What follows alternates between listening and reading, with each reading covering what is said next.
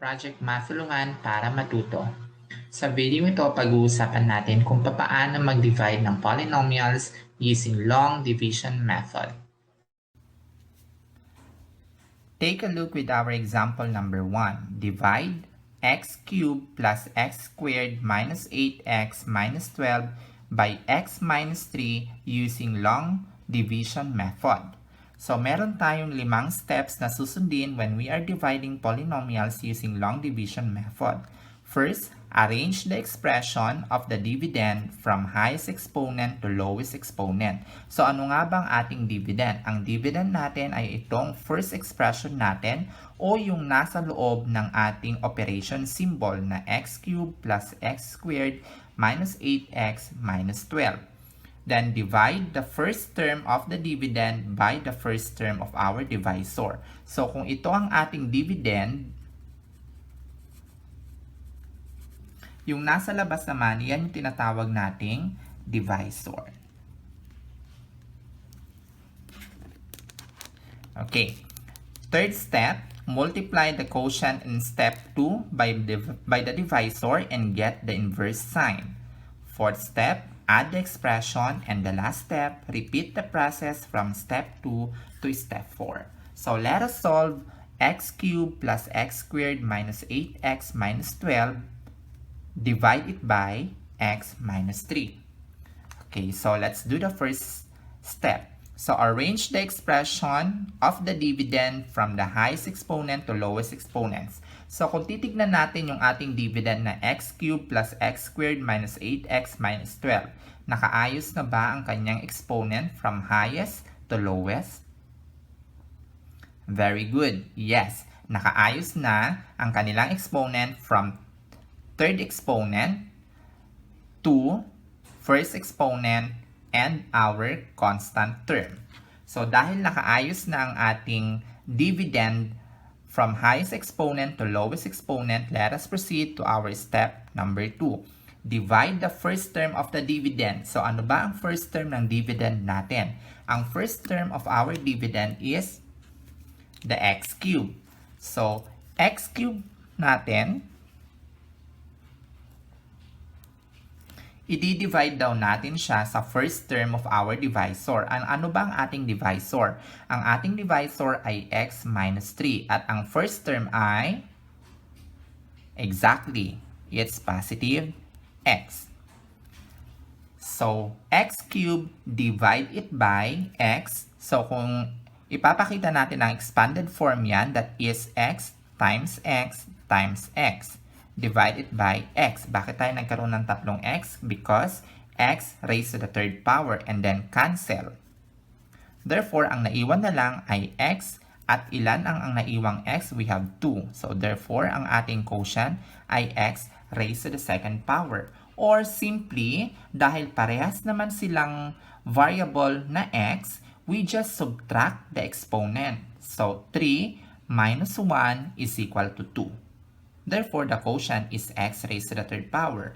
So, ang quotient na to ang isusulat natin dito sa itaas. Now, let us proceed to the third step. Multiply the quotient. So, anong quotient natin in step 2? That is x squared. Imumultiply natin siya by the divisor. Ano ba ang divisor natin? We have x minus 3. Okay, so x squared multiplied by x is equal to x cubed. Bakit siya naging x cubed? Kasi when we are multiplying the same variable, pagdating sa ating polynomials, we are adding the exponent. So 2 plus 1 is 3. So positive x squared times negative 3. So positive times negative is negative.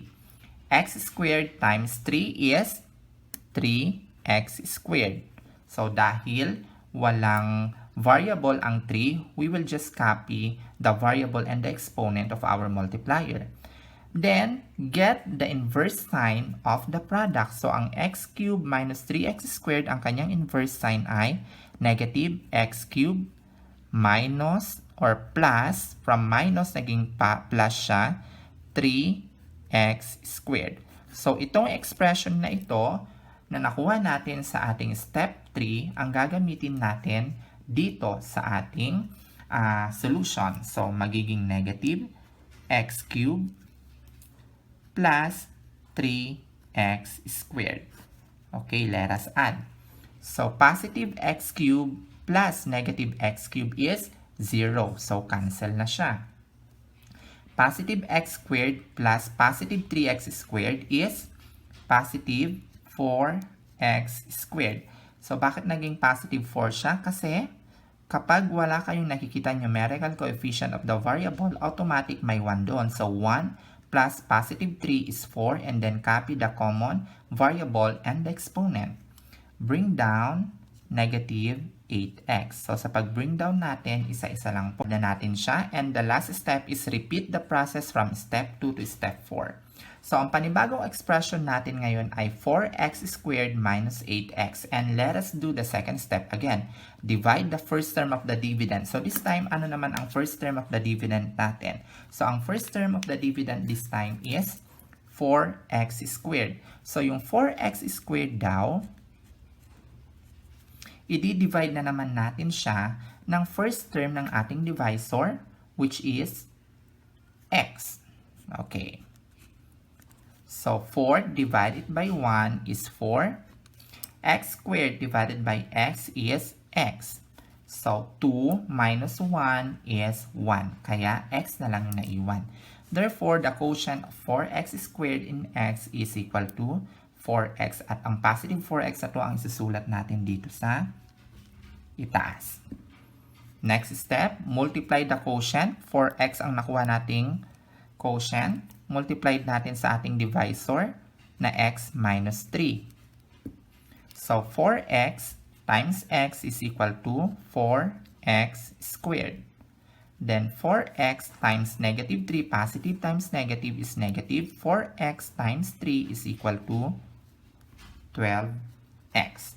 And get the inverse sign. So, positive 4x squared magiging negative 4x squared plus 12x. So, ito naman ang ating bagong expression na ilalagay dito before nating i-add. So, magiging negative 4x squared plus 12x. Okay, let us add. 4x squared plus negative 4x squared is 0. Negative 8x plus positive 12x. So, magkaibang sign. Subtract natin 12 minus 8. That is 4. Then, copy the sign of the larger number, which is positive. So, positive siya. And copy the common variable, which is x. Bring down negative 12. Now, balik na naman tayo sa ating second step, which is divide the first term of the dividend. So, ano first term of the dividend natin ngayon? So, ang first term natin ngayon ay 4x by the first term of our divisor. So, magiging 4x, i-divide natin sa first term natin ng divisor, which is x. So, 4 divided by 1, that is 4. X divided by x, that is 1. So, maka-cancel na siya. So, ang naiwan na lang ay 4. So, the quotient of 4x and x is 4. So, isusulat natin dito si 4. Next to that is, multiply the quotient in step 2. Ang nakuha nating quotient ay 4 by the divisor, which is x minus 3. Okay, 4 times x, that is 4x. Then 4 times negative 3, that is negative 12.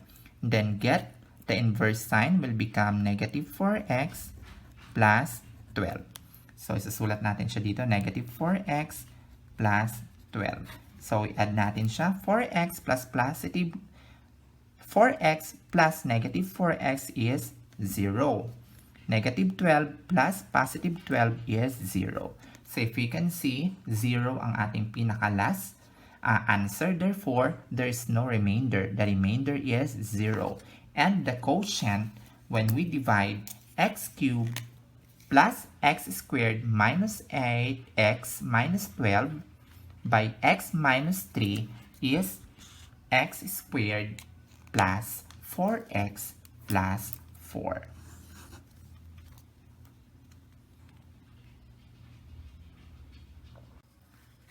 Take a look with our example number 2. Divide using long division method. Negative 2x squared plus 4 minus 3x plus x raised to the fourth power by x plus 1. Again, here are the steps to be performed. First step, arrange the expression, the dividend, from highest exponent to lowest exponent. So, laging iisipin at laging tatandaan na bago tayo mag-divide using long division method, kailangan muna nating ayusin yung ating dividend from highest exponent to lowest exponent. So, saan nga ba ang ating dividend? So, ang ating dividend ay yung nasa itaas. O kung isusulat natin, magiging, kung aayusin natin ang ating dividend, from highest exponent, ano ang merong pinakamataas na exponent? We have the positive x raised to the fourth power. So, positive x raised to the fourth power. Next to fourth power is the third power. Meron ba tayo nakikitang raised to the third power sa ating expression? Very good, wala. So, dahil wala, magre-replace tayo ng plus 0x raised to the third power. Why 0? Because wala naman tayong term na raised to the third power. Okay, next to the third power is the second power, which is negative 2x raised to the second power. Next, second power is the first power, which is negative 3x. And last, laging hiuhuling isusulat ang ating constant. Ang constant natin ay yung walang kasamang variable. So, ang constant natin sa ating dividend ay positive 4. Divide it by our divisor. Ang ating divisor ay yung nasa ibaba na x plus 1. So, dahil na perform na natin ang ating first step na arrange the expression, the dividend from highest exponent to lowest exponent, let us proceed to second step, which is divide the first term, the dividend. So, i-divide natin yung first term of the dividend by the first term of the divisor. So, ano nga ba ang first term ng dividend natin? So, ang first term ng dividend natin ay positive x raised to the fourth power. So, positive x raised to the fourth power, i-divide daw natin siya ng first term of our divisor. Ano bang ating divisor? Ang ating divisor ay x plus 1 at ang first term natin ay x. Okay. X raised to the fourth power divided by x is equal to x cubed. Okay, bakit siya naging x cubed? Kasi nga, when we are dividing terms of polynomials, we are subtracting the exponent of the same variable. So, dahil parehas sila ng exponent, ay parehas sila ng variable which is x, we have to subtract 4 minus 1 is equal to 3. Kaya naging x cubed. Okay, saan natin ilalagay ang nakuha nating sagot on the second step?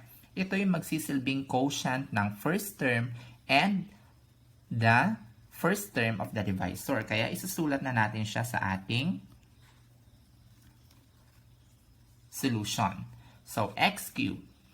Next, third step, multiply the quotient in step 2. Ano ba nakuha natin quotient in step 2, which is x cubed? Okay, isulat natin, x cubed. Imumultiply daw natin siya by the divisor. Ano ba ang ating divisor? We have x plus 1. So, x plus 1. Let us multiply.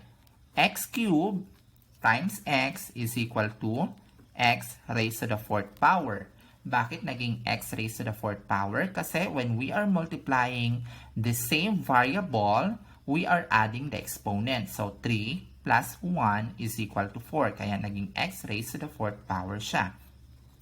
Next, we have x cubed multiplied by 1. So, 1 times x cubed is positive x cubed. So, ito yung ating product when we multiply x cubed or the quotient in the second step and the divisor, which is x plus 1. Next, we have get the inverse of the product.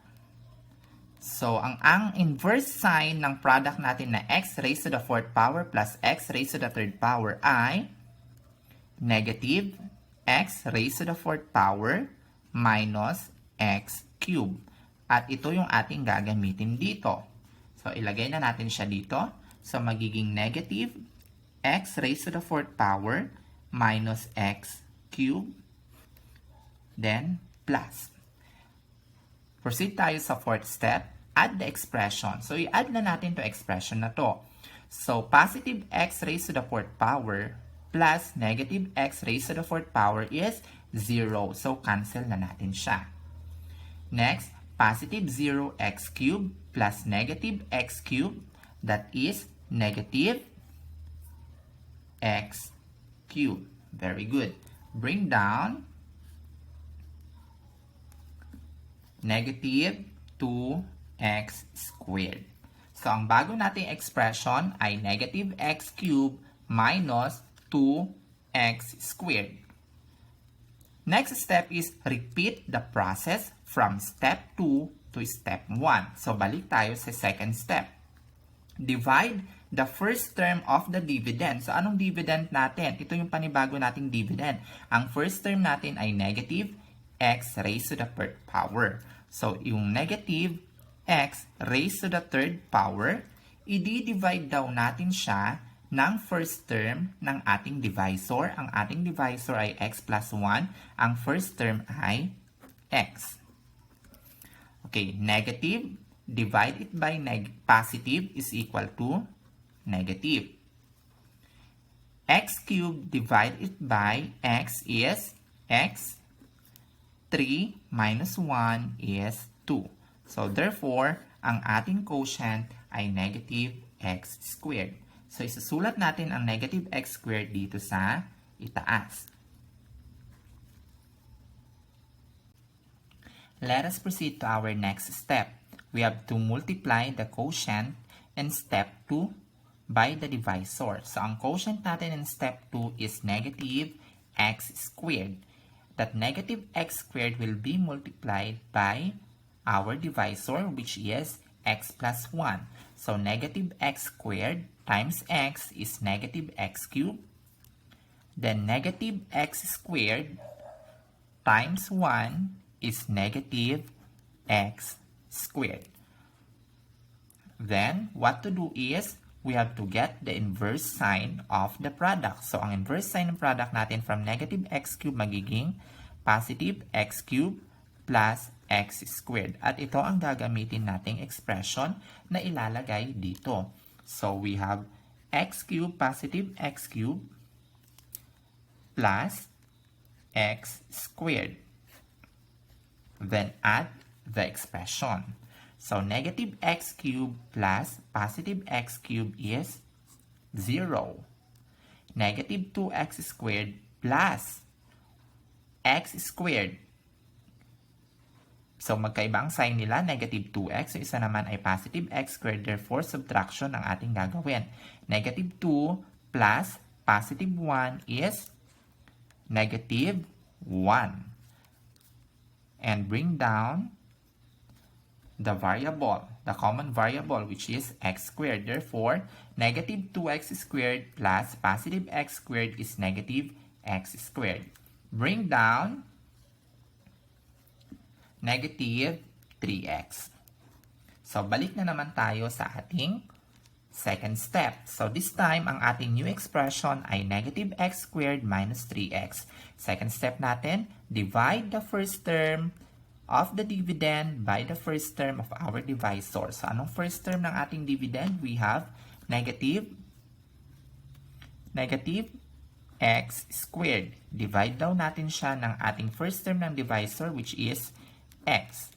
So, negative divided by positive is equal to negative. X squared divided by x is x. Bakit x na lang natira? Kasi 2 minus 1 is 1. So, therefore, the quotient is negative x at yung negative x na yan na nakukuha natin sa second step, yun yung sinusulat natin dito sa itaas. So, negative x. Next, third step, multiply the quotient obtained in step 2, which is negative x multiplied by the divisor, which is x plus 1. So, negative x times x, that is negative x squared. Negative x times 1, that is negative x.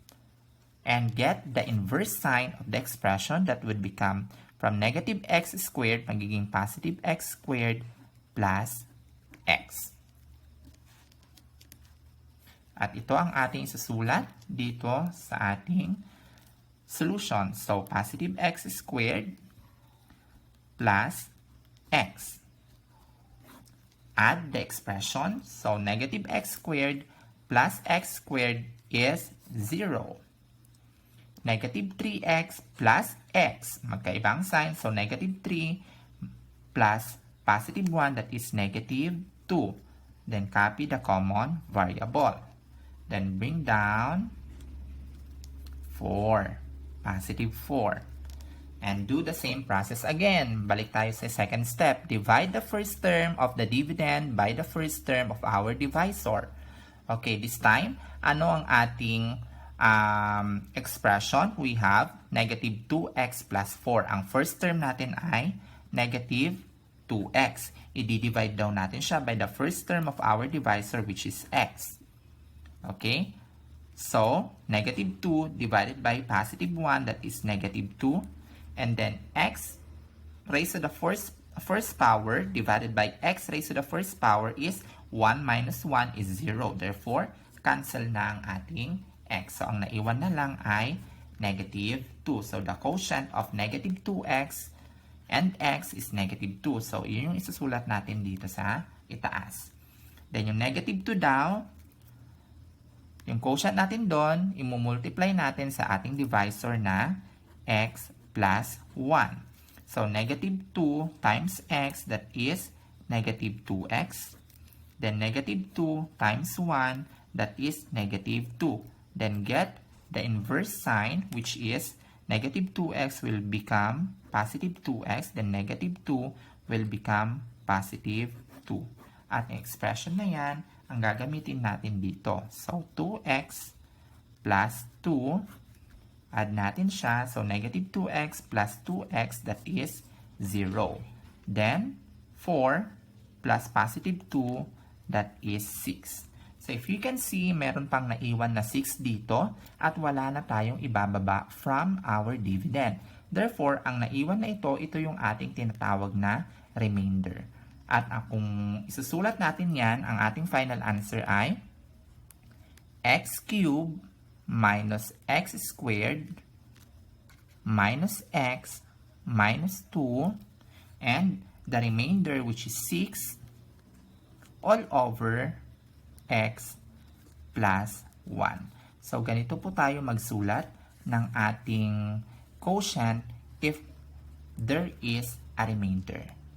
Isusulat natin ang remainder natin as numerator and then isusulat natin ang ating divisor as denominator. At itong terms na ito, ang expressions na ito yung ating sagot galing dito sa itaas na x cubed minus x squared minus x minus